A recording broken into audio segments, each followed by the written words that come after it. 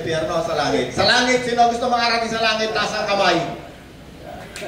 Alam nyo, number one, ang Diyos, hindi kayo pipilitin na pumunta sa langit. Hindi kayo pipilitin. Kung gusto ni Bebe pumunta sa impyerno, hindi pipilitin ng Diyos ang isang tao na pumunta sa langit. Kasi ang pinaka-kabanal-banalan na inilagay ng Diyos sa isang tao, yung kalayaan. Kalayaan natin yung free will. Halimbawa, si Bebe, pagkadating dito ng Lunes, huwag ka magnanakaw, huwag ka maglalasing. Gusto pa rin ni Bebe maglasing. Hindi pipigilan ng Diyos. Ang Espiritu Santo, pag yan ay dumating sa iyo, hindi possession. Ang Espiritu ng demonyo, kapag yan ay dumating sa iyo, ang tawag doon, possession. Ibig sabihin ng possession, meron kang gustong gawin pero hindi mo magawa kasi possess ka. Merong isang kapangyarihan na nasa sa iyo na pumipigil para gawin mo kung anong gusto mo. Ang ibig sabihin ng possession, meron kang gustong gawin pero wala kang kalayaan. Hindi mo magawa. Example, sa Bible, marami ritong mga tao, kapag ang Panginoon dumating, ang unang niyang gagawin, yung taong possess, aalpasan ng Panginoon. Alpasan, napakaraming pangyayari dito sa Bible na ang Panginoong Jesus, pag-alagala yan sa buong Israel, hindi naman lumabas ng Israel yan pag-alagala yan. Kaya lang sa panahon ito, yung Israel, dahil sa gera-gera, yung Israel minsan nababawasan, minsan naman lumalaki. May part ngayon ng Israel na tinatawag natin na Philistine. May part na... Pero nung araw, panahon ni Haring David, ni Solomon, yung Israel na ipinangako ng Diyos, halos kumpleto. Ang Panginoon, dyan siya pag-alagala dyan, hindi siya lumalabas ng Israel kasi ang Panginoon ay sinugo lamang sa Israel. Kanya nga lamang ang nakakalungkot, hindi siya tinanggap. Kaya tayong mga hintil na hindi taga-Israel, taga-Pilipinas, natamay tayo dahil nahabag ang Diyos sa atin. Hindi tayo kasali, yung bagong tipan, yung lumang tipan, hindi yan para sa atin, natamay lang tayo kasi yung bansang Israel na pinangakuan ng luma at bagong tipan, hindi siya tinanggap, inayawan. Tayo mga hintil na damay. Kaya tayo ngayon ay katulad na rin ng mga Hudyo sa paglapit sa Diyos. Nagkaroon tayo ng access ngayon. Sige, muna tayo! Muna tayo, tutuloy na natin yung ating Bible study. Woo! Kuminsan ang Panginoon, ang Espiritu Santo, pagka yan ay nandiyan, present sa atin, ang gusto niya lagi magturo sa mga tao. Kasi ang Panginoon, nung siya ay nag-umpisa ng kanyang gawain, 30 years old ang Panginoon nung siya ay nag-umpisa ng gawain niya, ang unang-una niyang ginawa, siya ay nagpabautismo kay John the Baptist. At magmula noon, sabi doon sa aklat ng Mateo, Marcos, Lucas, Juan, magmula na ang Panginoon na nagpabautismo, nakita ni Juan the Baptist ang Espiritu ng Diyos na bumaba, naging kasama ni Jesus, at sila'y hindi na naghiwalay pa kailanman. Tama kaya? Tama, Nanay Pachi, ano? Hindi na sila naghiwalay. Kahit noong pamanakuli ang Panginoon, hindi sila naghihiwalay. Ang Diyos na lumilikha sa lahat ng bagay, kahit noong umpisa pa man sa Genesis, hindi sila naghihiwalay. Lagi sila magkasama. At nilikha ng Diyos ang langit at ang lupa. Pagmula pa lang sa paglikha, nandun na. Okay, sige, punta tayo sa ating topic. Ang topic natin, doon pa rin tayo tungkol sa lumang tipan at bagong tipan. Para maunawaan mo yung bagong tipan, kailangan maunawaan mo rin yung lumang tipan. Kasi yung bagong tipan, dyan nagmula. Di mo maaaring maunawaan ang tinatawag na bagong tipanan kung hindi mo nauunawaan yung tinatawag na lumang tipanan. Okay. Balikan natin yung ating bago tayo mabati ulit. Bago ulit tayo mabati pa ng konti-konti. Babalikan lang natin yung nakaraang linggo para tuloy-tuloy lang tayo, ha? Mabilis lang ito. Hebreo 8:7. Ako na lang babasa, Kuya Tosay, mamaya. Papasadahan ko lang para sumariwa sa isip natin ano yung nakaraan nating pinag-aralan. Yes. Hebreo 8:7.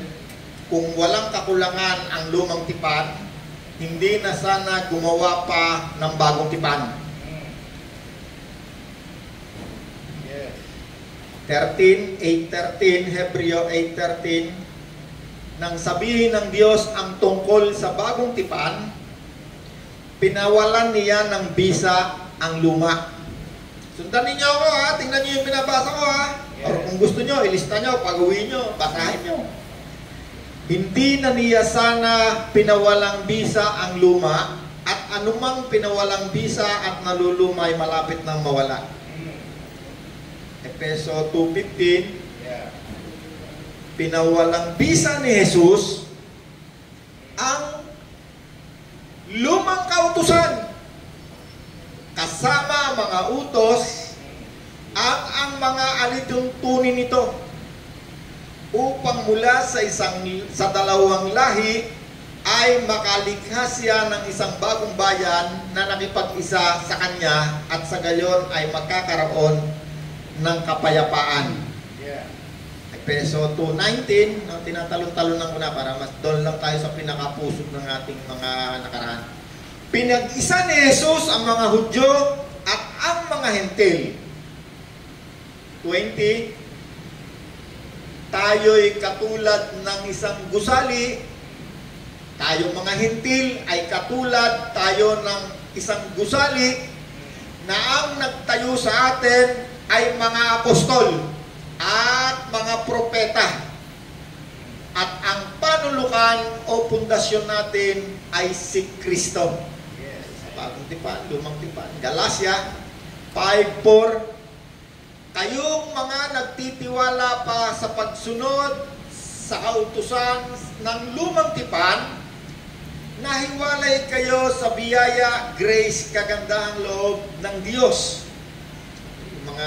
Yung mga patuloy na sumusunod roon sa lumang tipan. 5:5, Galatia 5:5, ngunit kami, tayo, mga Hentil na nananalig, sumasampalataya kay Kristo, sa pamamagitan ng Espiritu Santo. 6, kay Kristo, Galatia 5:6, kay Kristo, ang mahalaga ay ang pananampalataya. Yeah. Na gumagawa sa diwa ng pag-ibig. Okay? Roma 10:4. Sapagkat si Kristo ang kaganapan ng lumang kautusan sa lumang tipan. May kumisal po kayo, sundan nyo para nakikita nyo yung binabasa ko. Yeah. Sapagkat si Kristo ang kaganapan ng kautusan sa lumang tipan ng ginawa ni Moses. Roma 10:4 kung binabasa ko ha. Upang mapawalang sala ang mga sumasampalataya ngayon. Tayo yun. Faith. Tayo'y nabubuhay sa pananampalataya. We are saved by grace. Galatia 3:13. Tinubos tayo ni Kristo sa sumpa ng kautusan ng mga utos sa lumang tipan. Yeah. Nang siya ay isumpa para sa atin. 3:14. Ginawa niya ito ni Kristo upang ang pagpapala na ipinangako ng Diyos kay Abraham ay mapasa atin din ng mga Hentil ngayon. 3:15, Galatia 3:15, sa pamamagitan ni Kristo na ating Panginoon, na ating tagapagligtas, ay matatanggap natin ang ipinangakong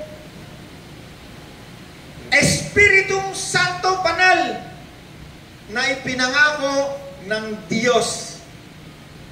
Okay, nasusundan niyo ba ako? Okay, tuloy-tuloy lang.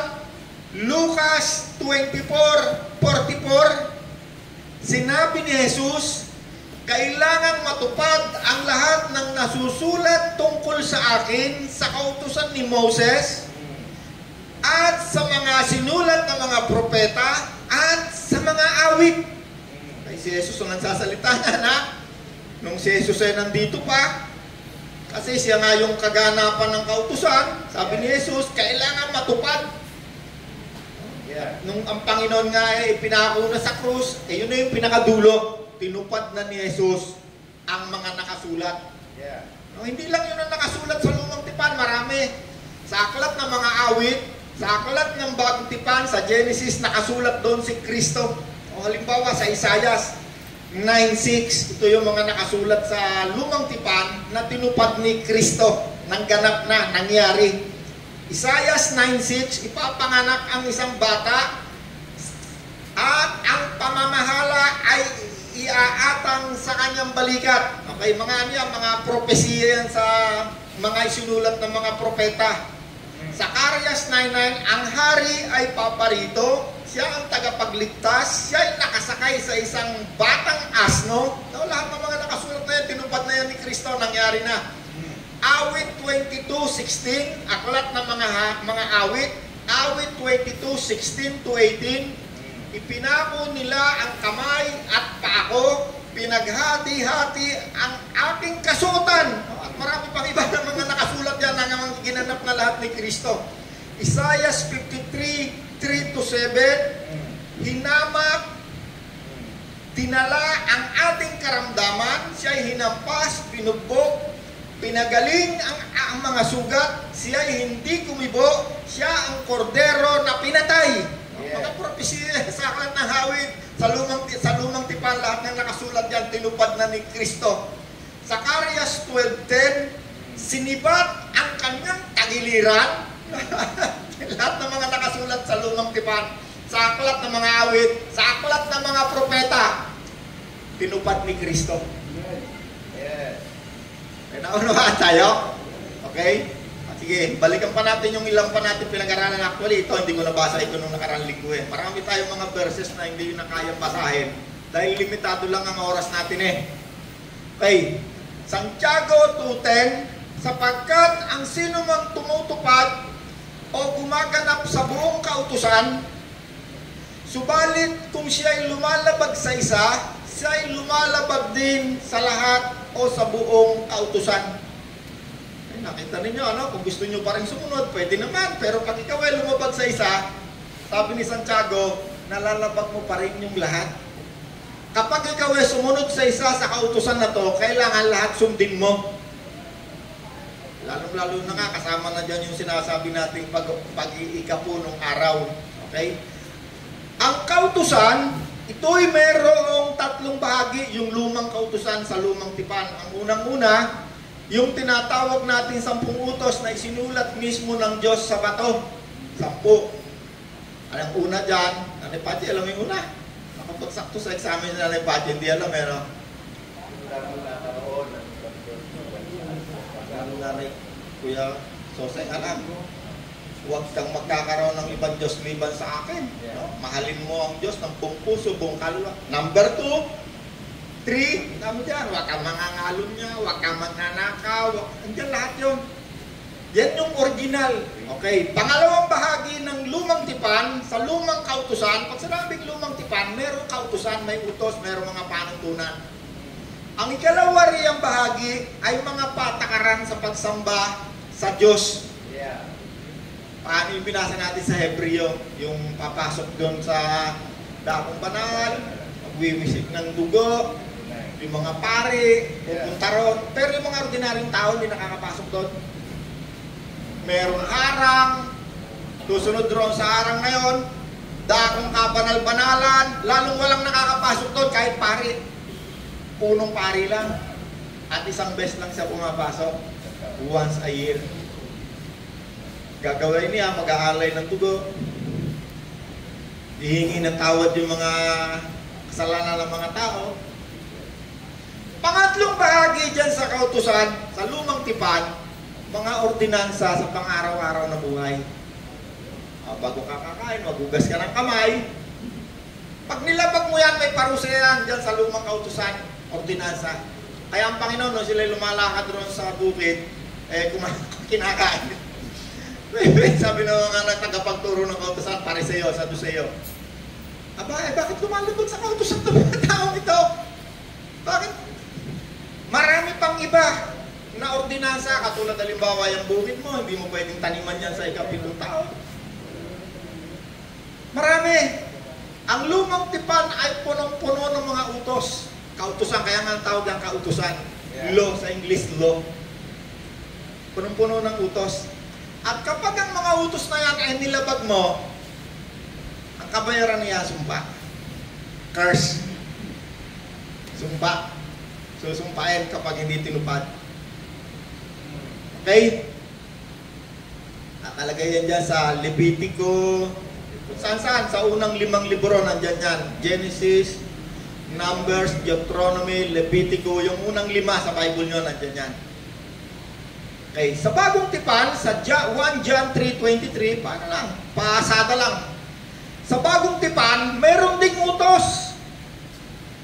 1 John 3:23. 1 John 3:23. Ito ang kanyang utos sa bagong tipan. Tignan niyo ako. Sabi ni Kristo, sabi ni sa unang Juan 3:23. Ito ang kanyang utos sa bagong tipan, sumampalataya tayo sa kanyang anak na si Jesus. Yeah. May utos din sa bagong tipan, ha? Lumang tipan, bagong tipan. Pero ang utos kay Nanay Pachi sa bagong tipan ano? Sumampalataya ka sa anak ng Diyos na si Jesus. Yan ang utos sa bagong tipan, pananampalataya, faith. 1 John 3:23-24. Ang sumusunod sa mga utos ng Diyos ay nananatili sa Diyos at nananatili naman sa Kanya ang Diyos. At nalalaman natin nananatili siya sa atin sa pamamagitan ng Espiritu ipinagkaloob niya kay Nanay Pachi, sa iyo, sa akin, sa mga sumampalataya, sa mga nagsisi, sa mga tumanggap kay Kristo. Paano natin malalaman na ang Diyos ay nananatili sa atin? Number 1, sa pamamagitan ng pananampalataya at Espiritu na inilagay ng Diyos bilang tatak sa isang taong nakipagtipan kay Kristo. Bawat tipan, mayroon niyang palatandaan, may tatak eh. Unang tipan, kay Moses, palatandaan, rainbow. Ang pangako, ibibigay sa kanyang kontrol sa buong daigdig. Pangalawang tipan, kay Abraham, palatandaan, yung ating siper. Tinuli ang mga Hudyo. Yung dugo, may mga seremonyas. Bagong tipan, pananampalataya kay Kristo. Ang palatandaan ay ang tatak. Nanay Pachi. No? So, ang isang pananampalatayang Kristiyano sa bagong tipan, mayroon ding palatandaan. Mayroon ding tatak. Kapag ang Diyos ay gumawa ng isang tipanan, hindi niya pipilitin ang mga tao sa bagong tipan para ikaw makipagtipan kay Kristo. Katulad rin yan nang tayo ay nanliligaw pa sa ating mga asawa. Hindi natin pinuwer sa asawa natin. Nanliligaw. Yeah. Ang Diyos nanliligaw sa lahat ng tao para makipagtipan sa Kanya. At kapag tinanggap mo ang pangako ng Diyos, ang Kanyang panliligaw tungkol kay Kristo, ikaw ay nakipagtipan, tatatakan ka, Espiritong Banal. At habang ikaw ay buhay pa, ikaw ay naghihintay sa iyong katipan sa pagbabalik ni Kristo. Kasi magkakaroon din ng parang kasalan, katulad ng isang kasalan sa pagsalubong kay Kristo. Kahit ikaw ay patay na. No? May dalawang bagay sa mundo ito, lagi ko sinasabi na mangyayari, siguradong mangyayari kahit hindi ka maniwala. Una, either pagkamatay mo o pagdating ni Kristo, mangyayari yan kahit hindi ka maniwala. Pagkamatay mo o pagbalik ni Kristo, yung dalawang bagay na yan mangyayari sa harapan mo yan. Kahit patay ka na, malalaman mo yan. Either sumampalataya ka dyan, maniwala ka o hindi, mangyayari yan. Katulad ng pagdating ng ating kamatayan sa mundong ito. Yeah. Okay?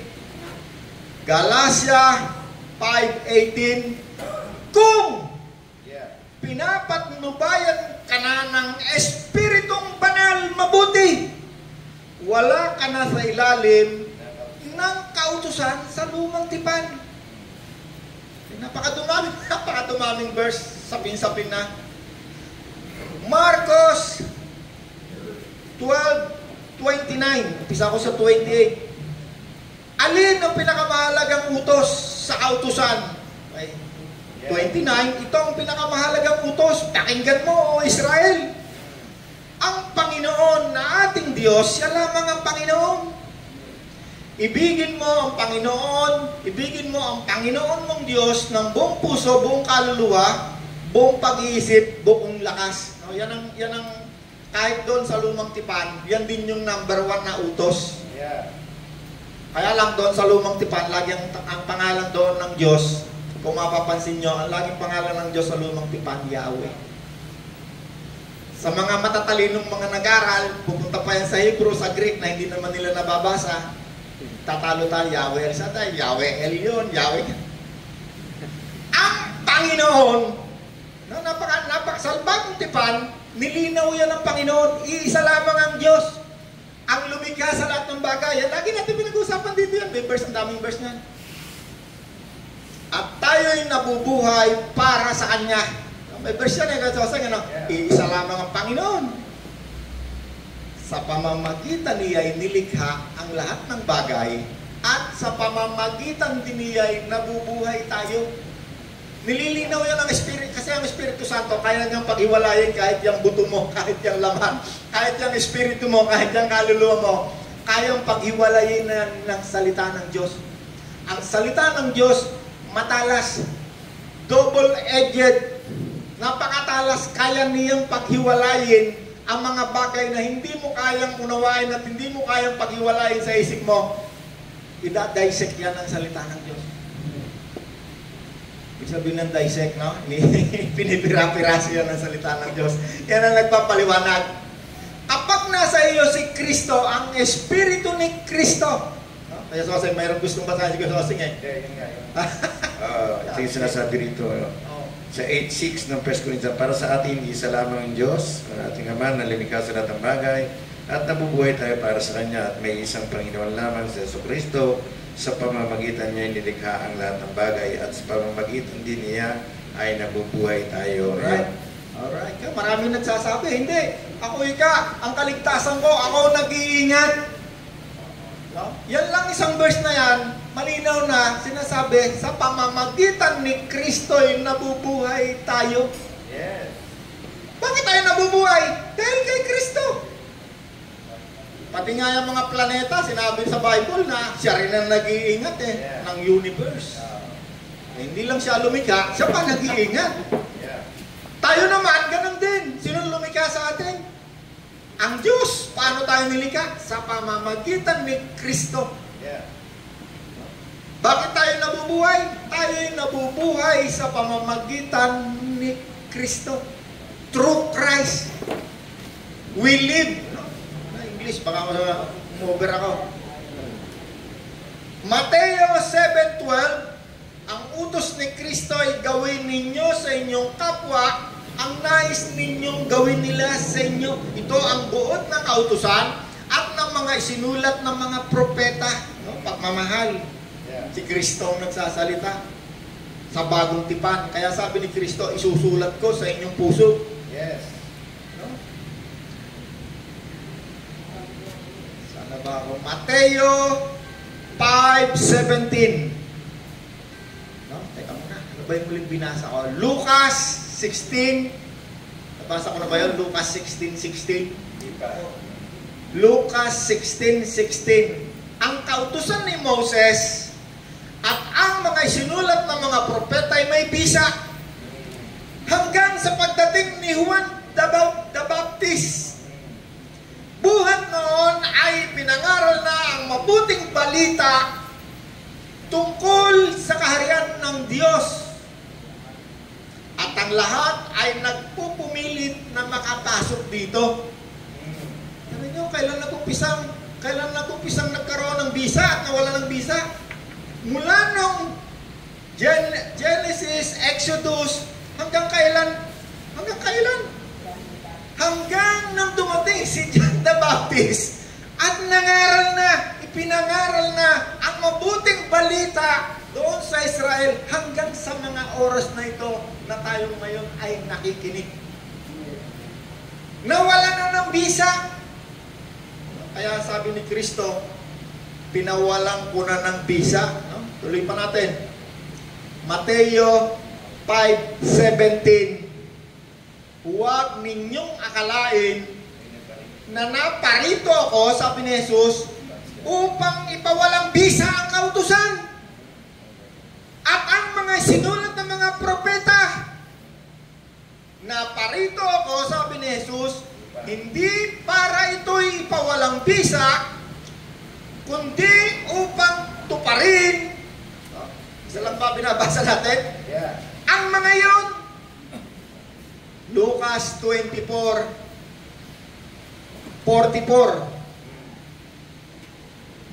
Kailangang matupad ang lahat ng nakasulat sa kautusan ni Moses at ng mga propeta at ng mga awit. Ano?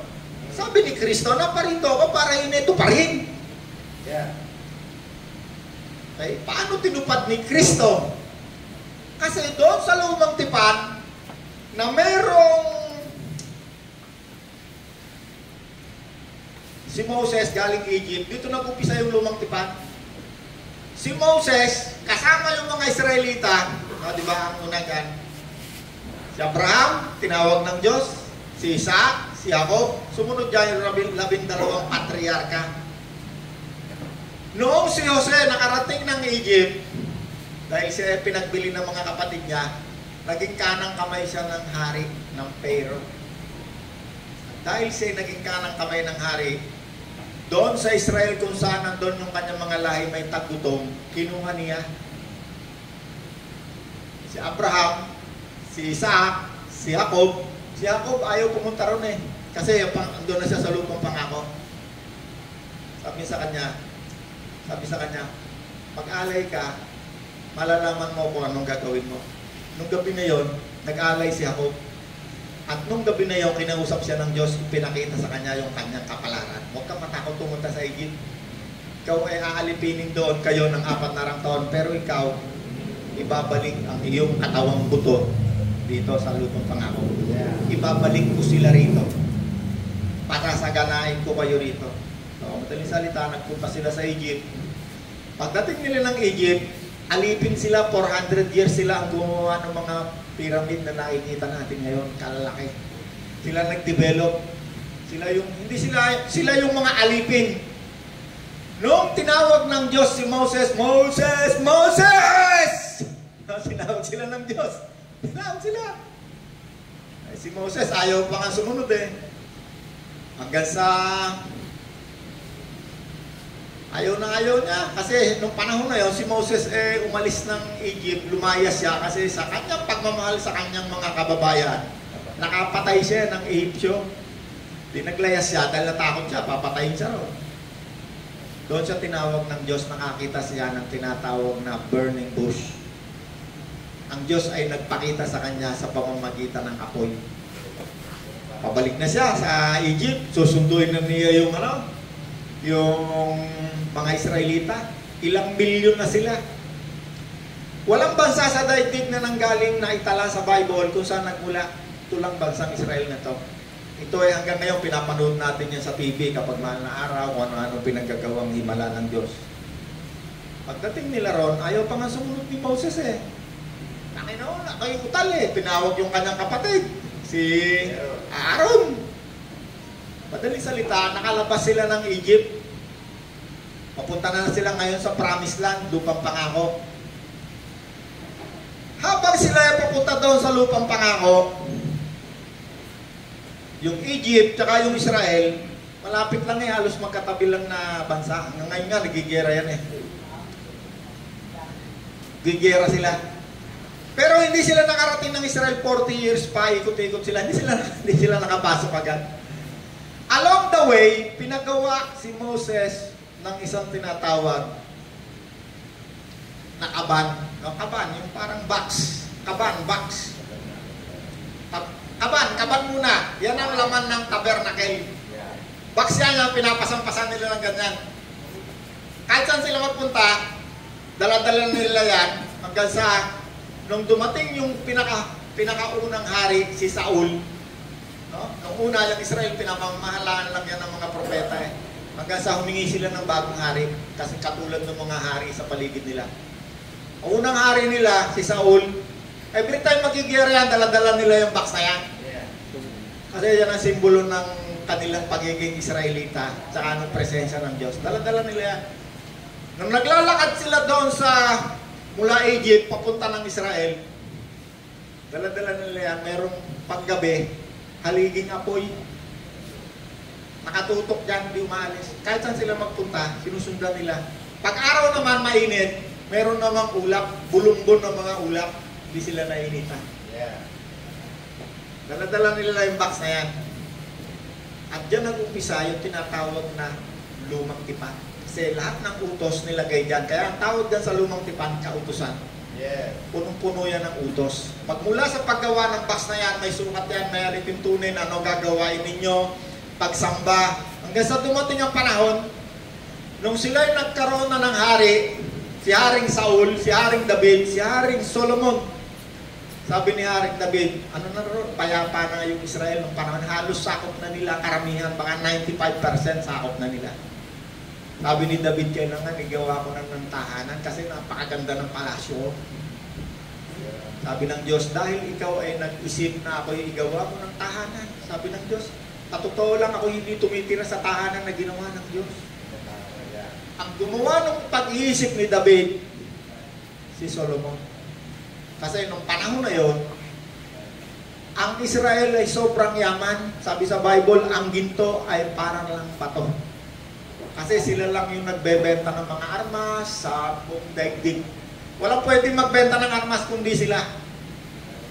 Kasulat sa Bible yun, nakadetalye ron. Kaya sobrang yaman na, sobrang talino ni Solomon. Yung mga hari sa buong daigdig, lahat ng hari ginawa niyang asawa yung mga anak, hindi naging alay niya. Wala siyang kalaban. Super power siya. Okay. Yang lumang tipan, diyan yung nakalagay yung mga alituntunin sa pagsamba. Okay, nung panahon ni Moses, ipasampasan nila yan. Every time sila titigil, lalagay nila yan sa tent. Hanggang sa nung unang ginawa yan ni David, nilagyan lang muna yan ng tent. Yeah. Yung tent, ordinary yung tent na nakikita natin, makapal. Yung tipan nilagay nila dyan, ayan yung tent. Nilagyan nila yan ng harang sa gitna. Yung una, tinatawag nila yan dakong banal, yan yung Hebreo. Okay, para maintindihan natin, punta tayo kayo sa Hebreo na. Teka muna, papasadahan ko lang pa, konti pa to. Okay, nasa na yung binabasa ko. Pupunta tayo dyan para mas maunawaan natin kasi kailangan maunawaan natin yan para maunawaan natin yung bagong tipan. Sabi sa Joshua, no, sabi sa awit, mapalad ang mga taong malinis ang pamumuhay at ang kautusan ni Yahweh ang sinusunod araw-araw. Pag bulay-pulayan, basahin araw-gabi, sundin, magiging masagana, matagumpay ang iyong buhay. Joshua 1:8. Awit 1:2, kasiyahan niyang sumunod sa kautusan ni Yahweh, binibulay niya ito araw at gabi. Awit 1:9-39, ituro mo o Yahweh, layunin ang kautusan at iyon ang susundin ko habang ako'y nabubuhay. Okay, lumang tipan. Kilala nyo si Daniel. Si Daniel, isa yan sa napakasugid na sumusunod sa mga kautusan. Yeah. Araw-gabi yan ang binabasa niya. Yung mga alituntunin sa pagkain, pang-araw-araw, sinusunod niya, hindi pwedeng lumabag. Kaya itong si Daniel, si Shadrach, si Meshach, si Abednego, wasak na ang templo, pero yung kautusan, dala-dala pa rin nila. Sinusunod pa rin niya araw at gabi kasi may pangako ron eh. Ikaw ay pasasaganahin. Sa lumang tipan muna pinag-usapan natin ha. Partikular itong lumang tipan na ito sa mga Hudyo, sa mga tinatawag na mga Israelita. Yung mga tao sa paligid nila, no, kunwari yan yung mga Israelita, tayo naman, tayo yung mga nasa paligid ng mga bansa, pinag-aharian tayo ng mga hari-hari. Ito, si Haring Hebron, si Haring, puro mga hari kaharian. Yung particular na utos na yan sa lumang tipan, yan ay utos lamang specifically diyan sa mga Hudyo na yan. Yeah. At si Daniel, isa dyan, si Shadrach, si Abednego, hindi yan kakain ng mga pagkain na nakalagay dyan sa lumang tipan. Huwag mong kakainin yung mga dalag na walang kaliskis, Yung baboy, hindi mo pwedeng kainin yan. Lahat ng mga kautusan na nakalagay diyan na ginawa ng Diyos para sa mga Israelitang ito, may pangako sa lumang tipan. Pero sa atin ng mga hentil, tayo hindi kasali. Pag sinabi tayong hentil sa lumang tipan, ang banggit dyan sa atin sa mga hentil, mga isinumpa mga makasalanan, hindi tayo kasali dyan. Nakasali lamang tayo nung ang Panginoong Jesus ay dumating at tinanggihan ng Israel. Kaya sabi ng Diyos, gagawa ako ng bagong pakikipagtipan sa Israel at sa Juda. Kasi yung Israel na yan, may pagkakataon na nahati. Lalo na nung pinakahuling hari ng Israel. Nagkaroon na yan ng dalawang hari. Yung lagi sinasabi natin, yung Juda at saka yung tinatawag na Israel. Yung tinatawag na Israel ay 10 lahi. Yan yata yung 10 lahi. Nanay Patsy, no? Si Juda naman, yan yung ang capital city, Jerusalem. Yun naman kabila, Samaria, ang capital city. Alright. Gumawa sila ng templo. Gumawa sila ng tent una tent. Sumunod, nung panahon na ni Solomon, gumawa na sila ng physical na building. Building na, napakagandang building. Ginto na yan. Puro ginto na yan. Puro ginto yan. No, pero nung sila sinakop ni... So, dalawang beses nang winasak yung templo na yan. Una, panahon ng Babylonia, ni Haring Nebuchadnezzar, sumunod na emperor, pinatayo siya. Siya rin nagtayo kasi yung Diyos nagutos sa kanya. Pangalawa, nung dumating ang panahon ng Roman Empire, 70 years after na ang Panginoon umalis, kanilang pinatay. No, bago umalis ang Panginoon, may building dyan, sabi ng Panginoon, Jerusalem, Jerusalem, ilang beses kang tinangkang pupupin ng Diyos na parang inahing manok at sisiw, pero ayaw mo. Kaya mo lang ngayon ikaw susumpain. Walang bato na papatong sa ibabaw ng kapwa bato. At hanggang sa ngayon, yan ang kalalagayan ng Israel na yan. Bakit? Kasi tinanggihan nila si Kristo. At magmula noon, si Kristo ay ipinangaral. Sino unang nangaral? Si John the Baptist. Kaya siya ay nagbabautismo kasi alam niya dadating si Kristo. Nung umalis si Kristo, sabi ng Panginoon, huwag kayong aalis sa Jerusalem. Mga Hudyo kausap, hanggang hindi kayo napagkakalooban ng Espiritu Santo. Kaya yung Espiritu Santo na hanggang sa panahon natin ito, no, yan yung pinag-uusapan natin na dumating sa ating mga hentil, doon sa Gawa, chapter 5 ba yun o 10? Habang nangangaral si Pedro sa mga hentil sa loob ng bahay ng isang sundalong hentil. Yan ang unang-unang pangangaral sa mga hentil. Habang siya nangangaral, bumaba ang Espiritu Santo sa mga nakikinig. Pero verse tayo na nagkasasaya. Acts chapter 10 yata yan o chapter 6 o 8. 10. Okay, huwag mo na basahin. Search nyo lang. Basa kayo. At magmula noon, nagkaroon ng malaking pagtatalo sa mga Hudyo at sa mga hentil. Bakit? Kasi merong mga hindi na pagkalooban ng Espiritu Santo, umalis ng Jerusalem, nangaral, hindi niya nakita, hindi niya nalaman ang tungkol sa Espiritu Santo. At ang isa rito ay ang isang nagngangalang Apollo. Na nung si Apostol Pablo ay naglalayag na kung saan lugar, itong mga mananampalataya ni Kristo, hindi nila alam ang tungkol sa Espiritu Santo. Ang nalalaman lamang nitong Apollo na ito ay bautismo ni John the Baptist. Bakit? Hindi siya nakaalam tungkol sa Espiritu Santo. Kaya kapag si Pablo dumating sa isang lugar, tinanggap nyo ba Espiritu Santo? Wala silang alam, pero naniniwala kay Kristo. Hindi namin alam yun. At sila'y pinatungan ni Pablo ng kamay. Naintindihan niyo yung handler?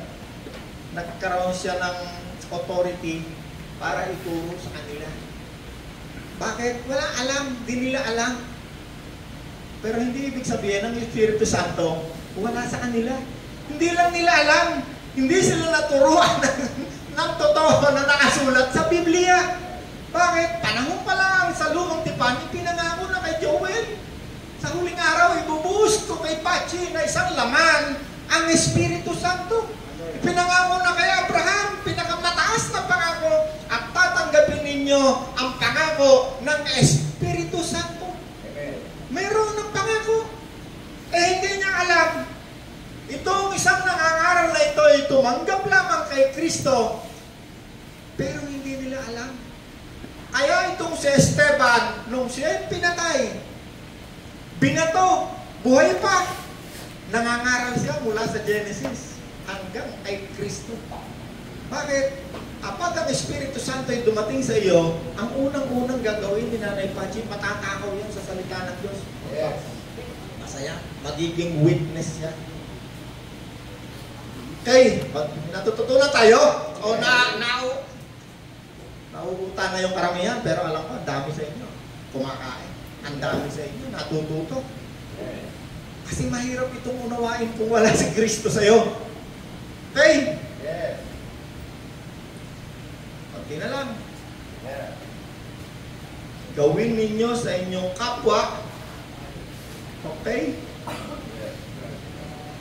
1 John 1:7.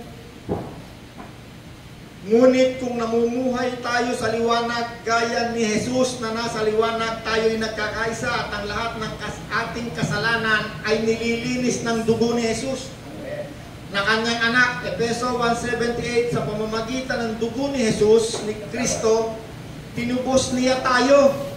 Na ang ibig sabihin ay pinatawad ang mga kasalanan natin. Yes.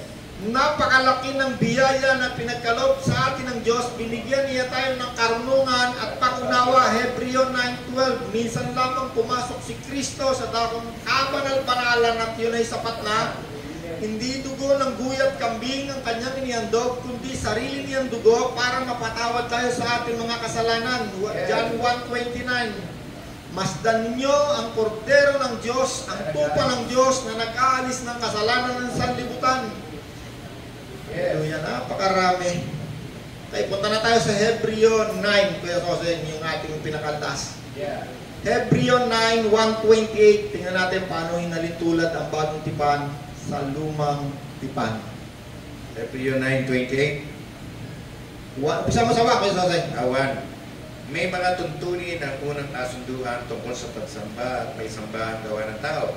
Ito ang toldan samba na ginawa nila ay may dalawang silid. Ang unang silid ay ang banal na lugar kung saan naroon ang ilawan, ang mesa, at tinapay na handog sa Diyos. Hold lang. Kasi puputol-putulin ko ha. Okay. Yan yung sinasabi dyan, yung lumang tipan.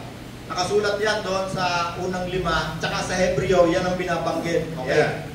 Okay, sige, Jose, Ang tuloy mo. ikalawang silid ay ang dakong banal o pinakabanal na dakong kabanal-banalan. Okay, dalawang silid, hinati yan sa dalawang parte. Dakong banal, tent yan, no? Dating tent, nung pinasok na yan sa templo, naging, ano na yan, naging napakaganda ng, ano yan, pinasok na sa loob ng templo. Yan yung binabanggit na templo na ginawa ni Solomon. Yes. Okay, templo, nagkaroon ng hati, dakong banal, merong malaki ang kurtina, ang hati dyan, malaking kurtina. Nung panahon ni Kristo, ng Panginoon, nung siya dumating, yan ang pagkakaayos niyan. Pero sa mga oras na to, wala ka nang madadat na yan. Winasak na yan. Pero nung panahon na yan, na binabasa ni Diyos na pangkasalukuyan, yan ay buo pa. Andyan yung templo. Templo maganda. Andito yung Dakong banal. si yung palasyo ni Haring David na dito, gumawa siya ng templo.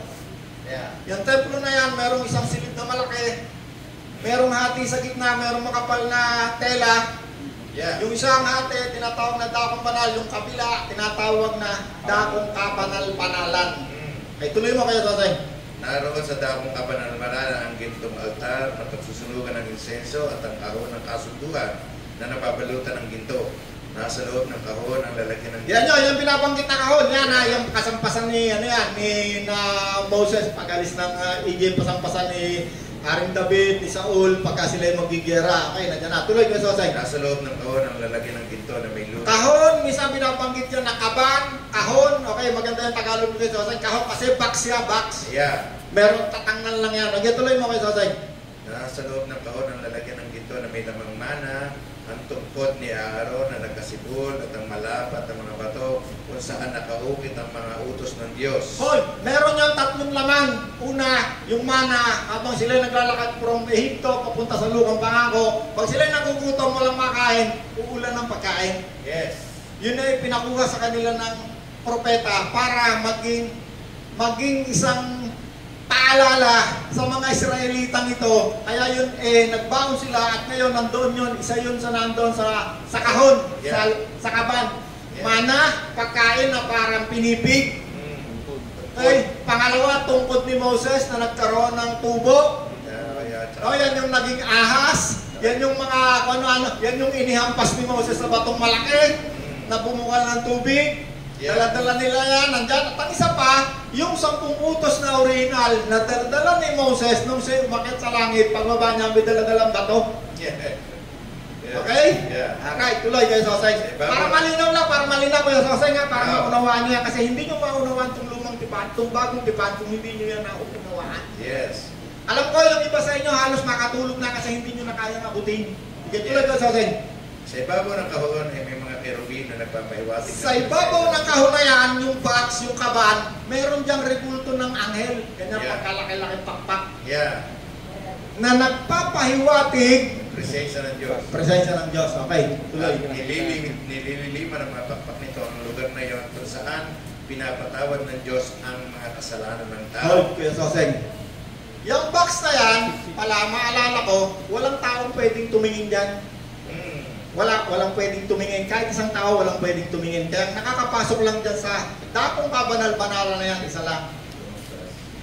High priest.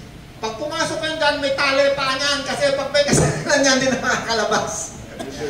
Yung tali na yan sa paa, meron pang kalembang yan. Ibig sabihin, gumagalaw pa yung high priest, buhay pa.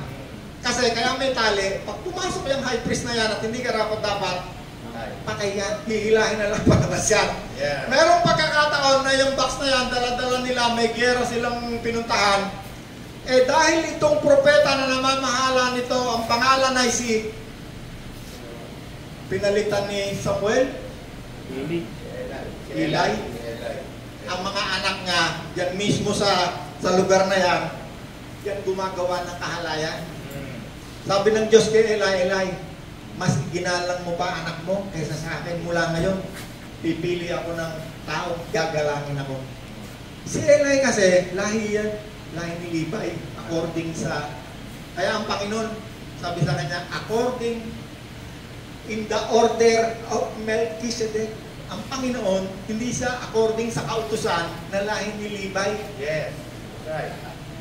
Hindi ka pwedeng tumingin yan, walang pwedeng makasilip yan. Hindi, kahit sinong tao hanggang sa mga oras na to, walang nakahipo dyan. Hanggang ngayon, hinahanap nila yan. Yeah. Alam mo kung nasaan yan? Patayin mo, Revelation, makikita mo, nandoon yan. Hindi hinayaan ng Diyos na yan ay masaliwasak ng mga tao. Hindi nyo pwedeng galawin yan. Walang pwedeng tao na pwedeng tumingin yan. Bago winasak ng Roman Empire yan, kinuha yan ng Diyos dinala sa akin. At merong propesiya, malapit na.